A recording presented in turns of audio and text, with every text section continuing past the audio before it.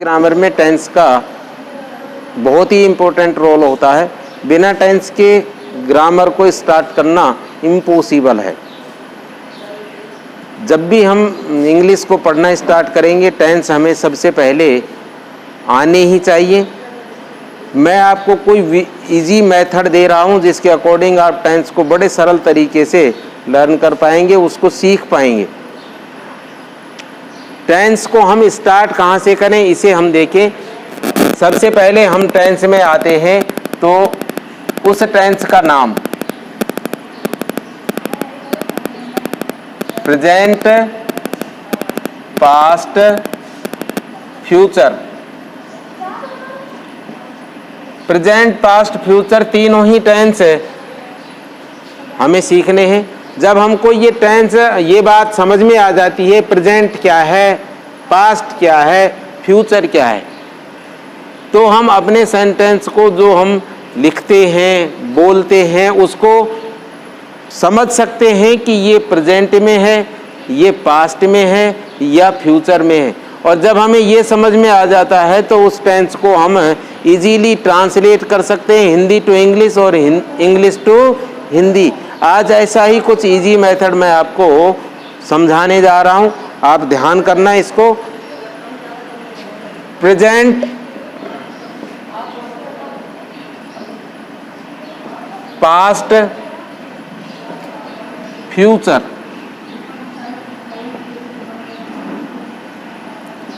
Present, past, future में अब हम ये देखें कि प्रेजेंट क्या है, पास्ट क्या है, फ्यूचर क्या है। मैं हिंदी टू इंग्लिश से आपको ट्रांसलेट करा करके ले चलूंगा।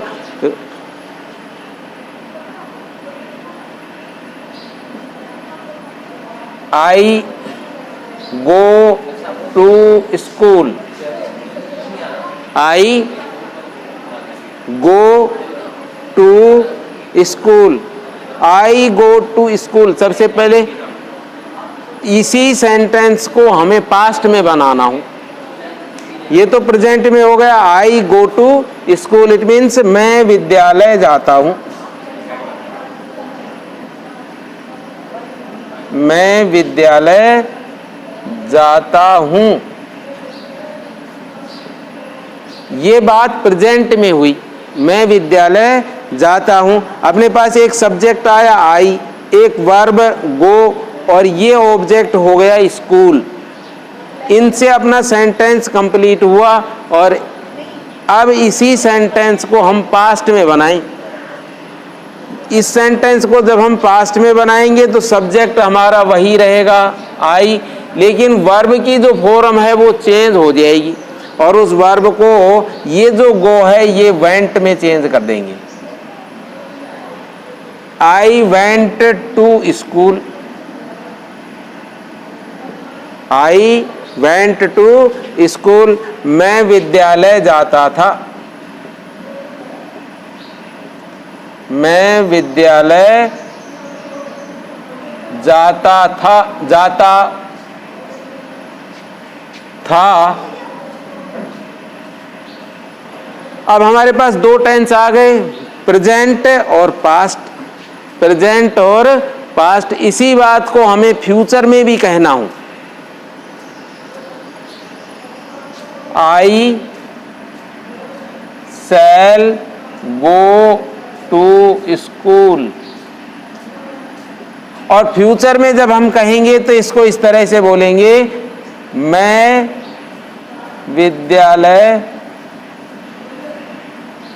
जाऊंगा, मैं विद्यालय जाऊंगा। एक ही सेंटेंस को हमने तीनों टेंस में कन्वर्ट किया। I go to school, I went to school, I shall go to school. English में आते हैं तो हमें वर्ब की फॉर्म, उसका सब्जेक्ट जो भी होगा आई वी यू दे, उसके बाद उसकी वर्ब,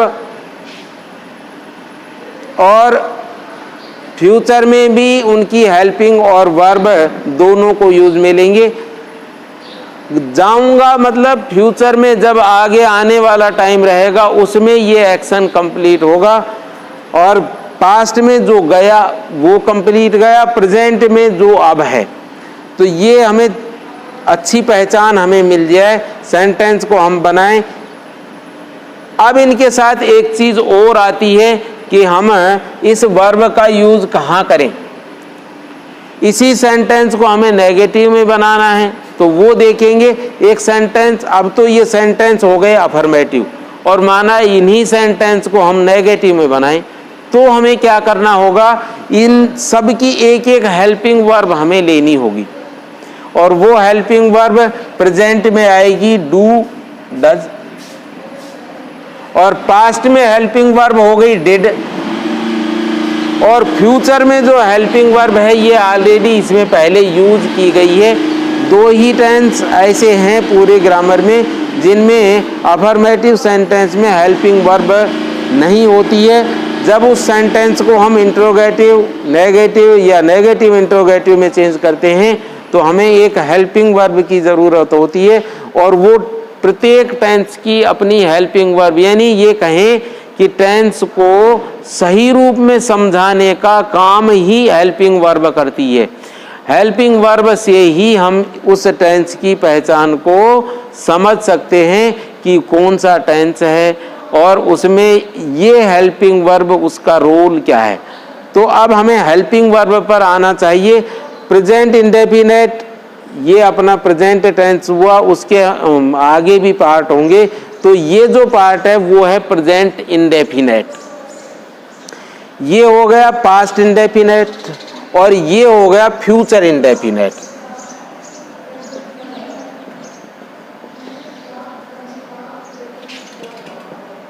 इंडेफिनेट, और यहां पर भी इंडेफिनेट।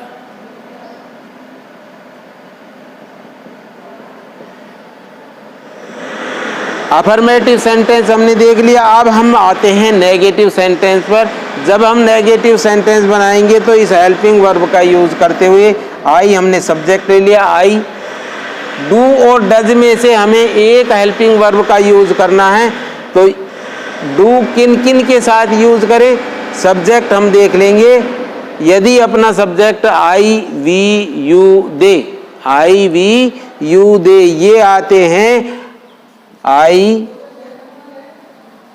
वी यू दे आते हैं तो डू हेल्पिंग वर्ब का यूज करेंगे, इसके साथ नोट का यूज करेंगे। और ही सी इट यदि आते हैं तो उनके साथ डज हेल्पिंग वर्ब का यूज करेंगे, और फिर उसके साथ नोट। तो I do not go to school, I do not go to school. जब इसको पास्ट में चेंज करते हैं तो I did not go to school, और फ्यूचर में आते हैं तो I shall not go to school. एक बार फिर क्लियर कर देता हूं। Do not go to school, I did not go to school, I shall not go to school. Verb अपनी वही है, वर्ब की फर्स्ट फॉर्म आ गई, हेल्पिंग वर्ब का यूज किया। यहाँ डू नॉट आ गया, यहाँ डिड नॉट आ गया, यहाँ शैल नॉट का यूज हुआ। इसी सेंटेंस को हम इंट्रोगेटिव में चेंज करें तो इंट्रोगेटिव में चेंज करने का सिस्टम जो है, तरीका है कि इसमें ये जो हेल्पिंग वर्ब यूज ली गई है, प्रेजेंट में डू, पास्ट में डिड और फ्यूचर में शैल, इस हेल्पिंग वर्ब को हम सेंटेंस के फर्स्ट में ले आए और ये हो जाएगा do I go to school. Question mark लगाना है, did I go to school, और नेक्स्ट में आएगा shall I go to school. Hindi अर्थ में भी हम देखेंगे इसको आई गो टू स्कूल, मैं विद्यालय जाता हूँ। I do not go to school, मैं विद्यालय नहीं जाता हूँ। आई गो टू स्कूल, क्या मैं विद्यालय जाता हूँ। I did not go to school, मैं विद्यालय नहीं जाता हूँ। Did I go to school, क्या मैं विद्यालय जाता हूँ। I shall not go to school, मैं विद्यालय नहीं जाता हूँ। शैल आई गो टू स्कूल, क्या मैं विद्यालय जाता हूँ। एक ही सेंटेंस को हमने 3 सेंटेंस में कन्वर्ट किया। अब आता फोर्थ जो सेंटेंस है वो इंटेरोगेटिव नेगेटिव। इंटेरोगेटिव नेगेटिव में हेल्पिंग वर्ब को पहले लिया है। Do I not go to school, question mark लगाया। Did I not go to school, question mark आ गया। और shall I not go to school. हमने एक वर्ब को लेकर के, एक सब्जेक्ट को लेकर के 4 प्रकार के सेंटेंस सीखे। अफर्मेटिव, नेगेटिव, इंटेरोगेटिव और इंट्रोगेटिव नेगेटिव। ये प्रेजेंट में हुए, पास्ट में भी affirmative, negative, interrogative negative. Future में भी सेम पोजीशन रहेगी, अफर्मेटिव, नेगेटिव, इंट्रोगेटिव नेगेटिव। हमने एक सब्जेक्ट का यूज किया, दूसरे सब्जेक्ट को लेकर के हम बना सकते हैं सेंटेंस। और नेक्स्ट सेंटेंस है he writes a letter. He writes a letter, वह पत्र लिखता है। वह पत्र लिखता है, वह पत्र लिखता है। ये कैसा सेंटेंस हुआ, अफर्मेटिव। इसी सेंटेंस को हम नेगेटिव में यदि ट्रांसलेट करते हैं तो he does not write a letter. इस सेंटेंस को इंट्रोगेटिव में चेंज करते हैं।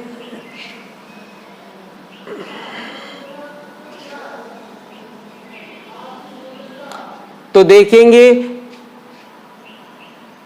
Does he write a letter, question mark. Does he not write a letter. बस एक मेन चेंज जो देखना, यहां वर्ब के साथ एस कनेक्ट हुआ है। यहां जैसे ही डज आया है तो वर्ब के साथ जो एस लगा हुआ था वो हट जाता है, क्योंकि ये जो वर्ब के साथ एस लगा हुआ था ये डज के साथ आ गया। हेल्पिंग वर्ब डज में यहां से हट गया, तो ये प्रेजेंट टेंस इंडेफिनेट। आगे आपको पास्ट इंडेफिनेट के जो सेंटेंस हैं वो और फ्यूचर इंडेफिनेट के सेंटेंस, अभी तो हमने 3 पार्ट किए, present indefinite, past indefinite, future indefinite. आगे इसी क्रम में ये बढ़ते रहेंगे। ओके।